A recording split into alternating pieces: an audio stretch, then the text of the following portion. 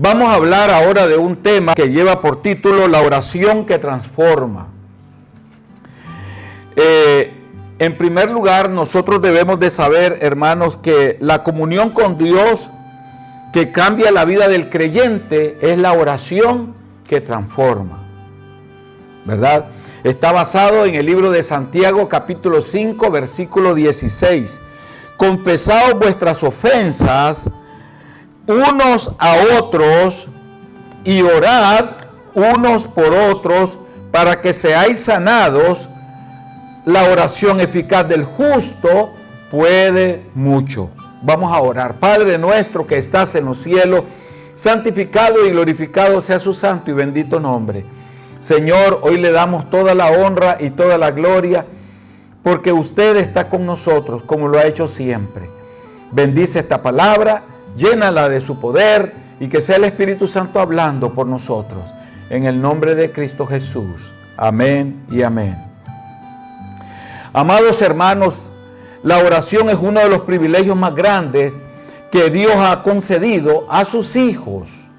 Es el medio por el cual el creyente entra en comunión con nuestro Padre Celestial, expresa su adoración, presenta sus necesidades e intercede por otros y fortalece nuestra vida espiritual.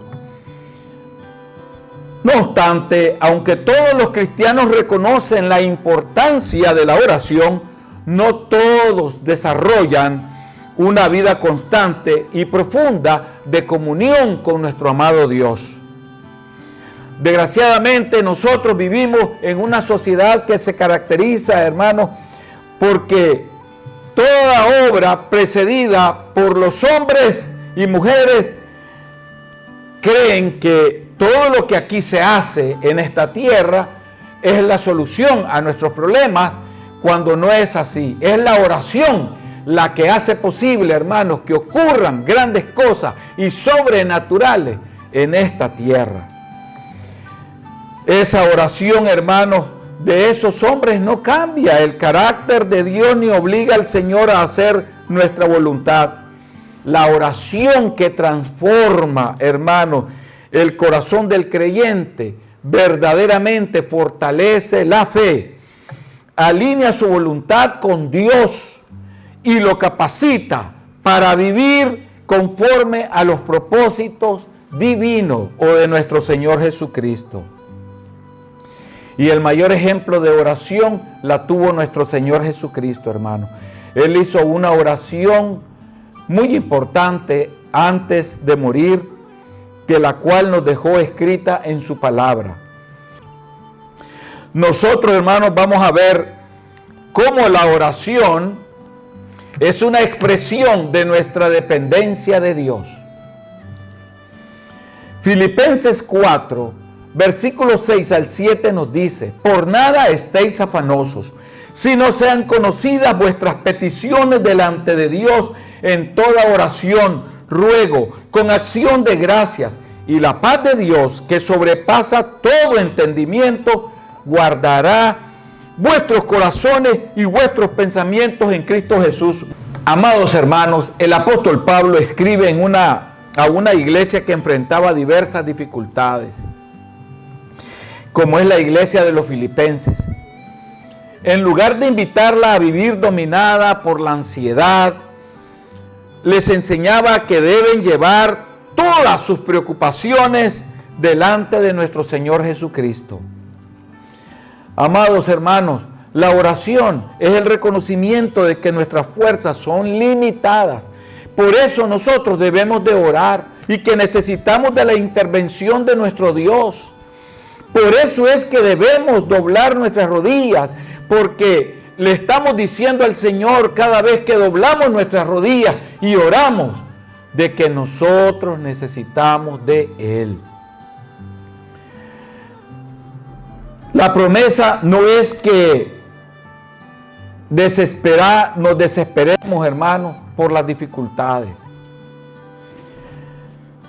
sino que Dios, amados hermanos, por medio de la oración, nos concede ese poder sobrenatural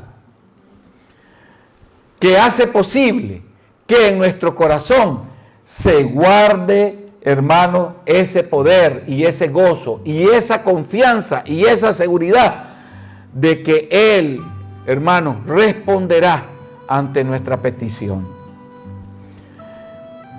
No es para todo creyente el que haya una respuesta eficaz en la oración.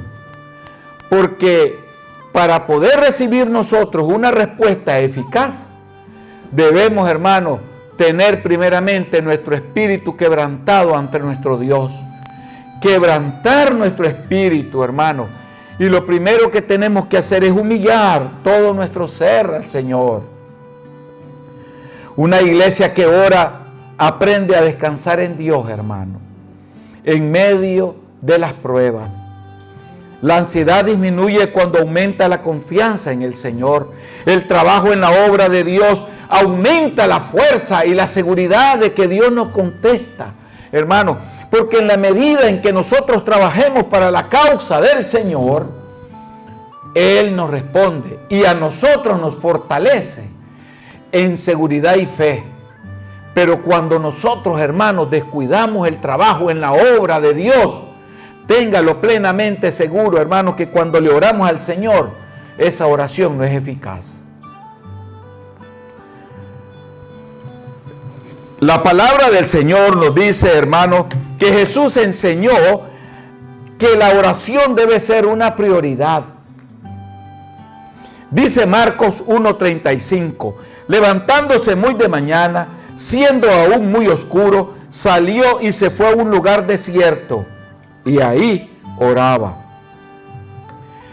Esto, hermanos, nos da un panorama de la vida de nuestro Señor Jesucristo. Después de un día lleno de milagros que Él había hecho, enseñanzas y sanidades, Jesús no permitió que las demandas del ministerio sustituyeran su comunión con su Padre. Muchas veces nosotros estamos aquí, hermano, y nos impide la comunión los pensamientos. Estamos con pensamientos que nos están bloqueando el gozo en Jesucristo.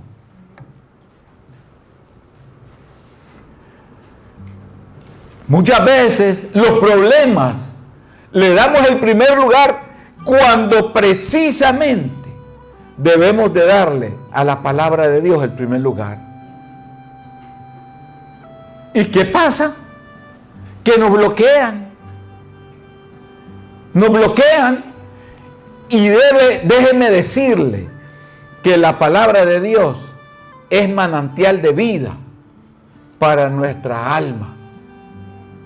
Y cuando nosotros nos bloqueamos, ese manantial deja de fluir en nuestra vida. La oración fue la fuente de fortaleza espiritual de nuestro Señor Jesucristo. La oración fue, hermanos, para los profetas, la fuente espiritual de vida. El poder para servir nace primero con la presencia de nuestro Dios. Y la presencia de Dios, hermano, viene por medio de la palabra. Porque la palabra es la fuente sin igual de la fe. La oración, además, hermano, transforma nuestro carácter. Lucas 22, del 41 al 42 nos dice: y él se apartó de ellos a distancia como de un tiro de piedra. Entonces, en el huerto de Getsemaní, Jesús expresó con sinceridad el profundo sentimiento que enfrentaba. Sin embargo, amados hermanos, la oración no terminó impidiendo la voluntad de su Padre Celestial, sino que Él se sometió plenamente a ella. Él oró, Él pidió y Él quería que se le concediera lo que pedía, pero también se sometió a su voluntad. Muchas veces nosotros podemos pedir algo, hermano, y no nos concede el Señor lo que pedimos. Probablemente usted está pidiendo actualmente algo y no se lo ha concedido el Señor, o probablemente ya lleva años y meses y no se le ha concedido. Pero si el Señor no se lo ha concedido, no es porque Él no quiera dárselo, porque Él tiene el poder para dar todo. Pero lo que pasa, hermanos, es que eso que nos quiere dar no nos conviene probablemente. Probablemente, hermanos, no nos conviene. En el huerto de Getsemaní, hermanos, Jesús expresó con sinceridad el profundo sufrimiento que Él estaba enfrentando. Sin embargo, la oración no terminó imponiendo su voluntad al Padre, sino que Él mismo se sometió a esa voluntad, y nosotros debemos de hacer lo mismo, someternos a la voluntad de Dios en medio de aquellas situaciones, hermanos, que nosotros quisiéramos forzar la voluntad de Dios para que se ejerza, pero no es posible. Dios es perfecto en su voluntad y Él sabe por qué no nos concede aquello, hermano. Él nunca se equivoca, Él es perfecto, pero también pídale usted a cambio otra cosa al Señor y Él se la va a conceder. Tal vez no le va a conceder eso, pero le puede conceder otra cosa que para Él es mejor. Para nosotros tal vez no lo es, pero para Él es mejor. Aunque muchas veces Él nos conoce muy bien, pero Él puede conceder lo que parece imposible. Tal vez no es lo que usted está pidiendo ahorita. ¿Qué es más importante para usted en este momento? ¿Ese problema que está atravesando u otra cosa que quisiera que el Señor le resolviera? Póngase en el taller del Señor. Abunda, hermano, abundan muchas soluciones que Él tiene para nosotros. Pero lo que tenemos que hacer es, hermano, con humildad, depositar en Él aquello que no se puede realizar. Hermano, porque si nosotros, es verdad, hemos orado por años, Señor, concédenos, pero tal vez tiene algo mejor para nosotros y no lo hemos visto con los ojos de la fe. No lo hemos visto. La oración, hermanos, precisamente fortalece la fe. Mateo 21:22 nos dice: y todo lo que pidiereis en oración, creyendo, lo recibiréis. Nuestro Señor Jesucristo nos enseña la importancia de acercarse a Dios con fe. Pero la fe, hermanos, no consiste en exigir a Dios que haga nuestra voluntad, sino en confiar plenamente en el poder, su sabiduría y su fidelidad de Él hacia nosotros. Amados hermanos, la oración es verdad, fortalece nuestra confianza, no lo vamos a negar, porque nos recuerda que Dios sigue obrando, aun cuando no vemos inmediatamente la respuesta. Dios sigue obrando. Hebreos 11:6 nos dice: pero sin fe es imposible agradar a Dios, porque es necesario que el que se acerca a Dios crea que le hay y que le es galardonador de los que le buscan. La oración y la fe caminan juntos, hermanos. La oración y la fe caminan juntos. La oración nos da victoria sobre la tentación. Mateo 26:41 nos dice: velad y orad para que no entréis en tentación. El espíritu a la verdad está dispuesto, pero la carne es débil. Precisamente, amados hermanos, como la carne es débil, es que nosotros necesitamos, hermanos, doblar rodillas. Amados hermanos, nadie aquí tiene la solución a los problemas.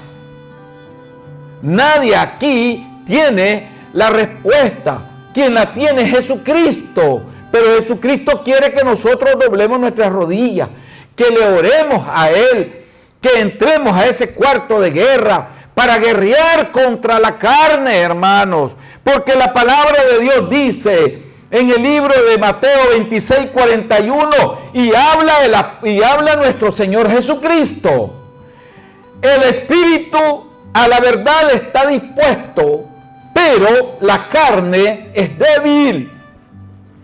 Eso significa que como la carne es débil, yo tengo, hermanos, que guerrear contra la carne, pelear contra la carne. Porque la carne es un enemigo que, hermanos, si nosotros no doblamos nuestras rodillas en oración, nos puede dominar. Y nos lleva, hermanos, al fracaso y a la frustración.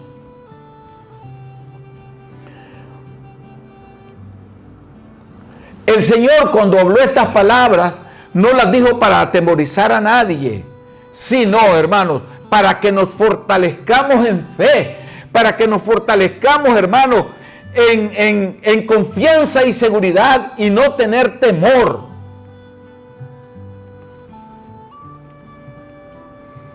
La oración, hermanos, fortalece el espíritu para resistir las pruebas y las tentaciones. Dice el libro de segunda de Timoteo 1:7, porque no nos ha dado Dios espíritu de cobardía, sino de poder, de amor y de dominio propio. Nosotros no tenemos, hermanos, que ser débiles en la fe. Aquí nuestro Señor Jesucristo dice que podemos ser débiles si dejamos de orar. Él no le está diciendo al cristiano valiente: tú eres débil y la carne te vencerá. Al cristiano que permanece en oración y vive la palabra de Dios, hermano, no es débil en la carne. No es débil en la carne. No lo es. Pero quien descuida la oración se vuelve más vulnerable al pecado y al desánimo. Ni las enfermedades, ni los problemas, por muy grandes que sean en el hogar y en nuestra vida, sean económicos, sean morales, sean sentimentales, sean espirituales, sean sociales, sean políticos, lo que sea, ni la muerte misma nos puede apartar del amor de Dios. Nada nos puede apartar, hermanos. ¿Por qué si yo tengo, hermano, un problema de enfermedad y yo puedo conectarme con Cristo, con la iglesia, lo voy a dejar de hacer? Si la palabra de Dios dice que ni lo alto, ni lo bajo, ni lo profundo, ni lo porvenir, ni ninguna cosa creada nos puede apartar del amor de Dios. Si la Biblia dice que nada nos puede apartar, ¿por qué me aparta una simple enfermedad que Dios la puede sanar? Quiere decir que necesito sanar primero mi alma antes que mi sanidad física.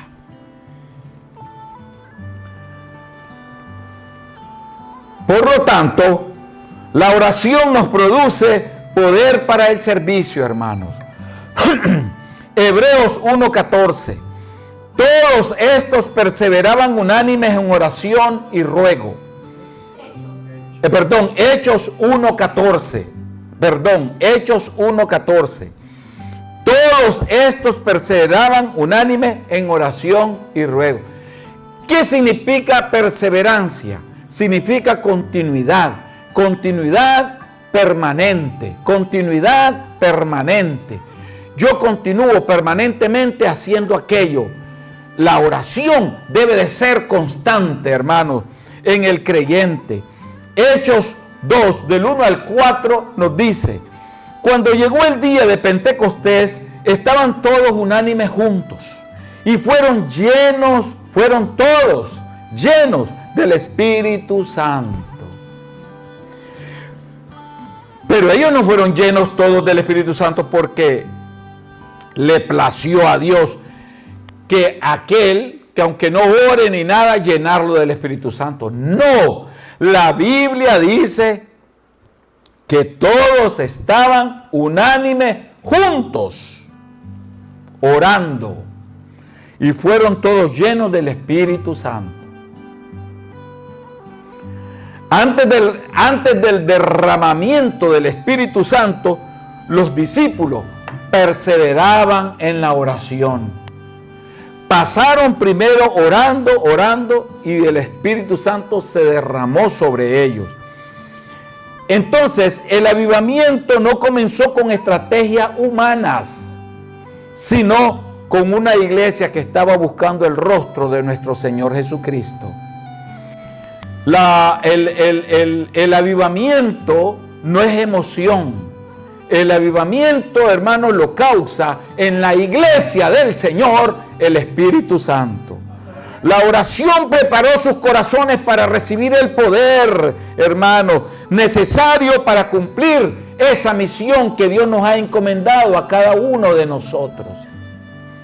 Probablemente ustedes dicen: hermanos, estoy atravesando todos estos problemas, estoy atravesando todas estas situaciones ahorita adversas. Usted puede ahorita estar diciendo: ay, Dios mío, este problema. No, hermano. Esa es una prueba maravillosa que Dios le ha puesto para que sea triunfador o triunfadora. No es para estar triste, sino es para tener gozo de que voy a vencer sobre eso. ¿Por qué, hermano? Porque la bendición que tenemos enfrente, y nosotros no la vemos porque creemos de que hay derecho de que el Señor nos dé todo lo que tenemos, y no es así. No tenemos derecho a nada.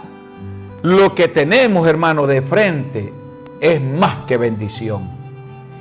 Sus hijos, sus nietos, su familia está con vida, está con salud, los tiene vivos. Y entonces, ¿qué le preocupa?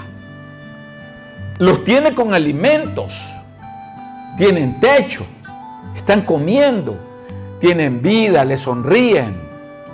¿No creen ustedes que esa es una riqueza ya que el Señor nos ha dado en este mundo? Una riqueza material más valiosa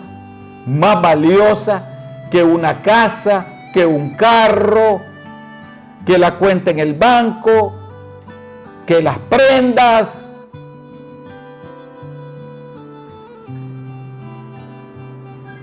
Amados hermanos, muchas veces nosotros no valoramos lo que Dios nos ha dado.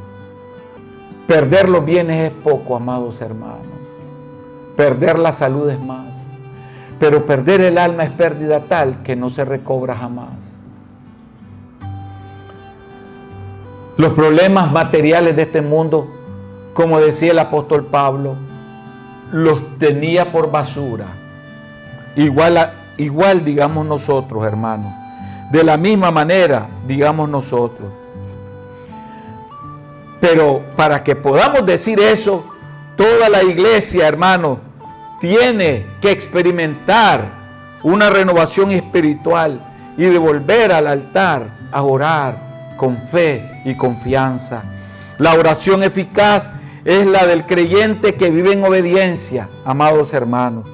Santiago 5:16 nos dice: la oración eficaz del justo puede mucho. Por eso nuestra iglesia, en todos los servicios, tiene el primer lugar para la oración. En todos los servicios, si ustedes se fijan, la oración ocupa el primer lugar. Y la palabra y la lectura la oración y la prédica es el primer lugar. Cuando hablamos de la expresión del justo, no significa una persona perfecta, sino de alguien que ha sido justificado por la fe y procura vivir en plena obediencia de nuestro Señor Jesucristo. Por lo tanto, la eficacia de la oración no depende de las palabras elocuentes que nosotros digamos y rembombantes, ni de repeticiones, sino de una relación sincera con Dios. Primera de Juan 5:14 nos dice, y esta es la confianza que tenemos en Él, que si pedimos alguna cosa conforme a su voluntad, Él nos oye. La oración poderosa, hermano, es aquella que busca la gloria de Dios, ya le dijimos, y se somete a su voluntad. Hermanos, no estemos creyendo que la gloria de Dios, hermano, la vamos a encontrar queriendo forzar a Dios a hacer la voluntad de nosotros. No podemos forzar a Dios. Dejemos que sea Dios quien haga las cosas. Dejemos que sea Él el que se manifieste. Y si Él no le ha concedido, hermano, eso que usted está tanto pidiendo, es porque Él tiene algo mejor para usted y usted no se da cuenta, pero lo tiene allí. Está esa bendición que la quiere derramar del cielo para usted. Hermanos, créale al Señor.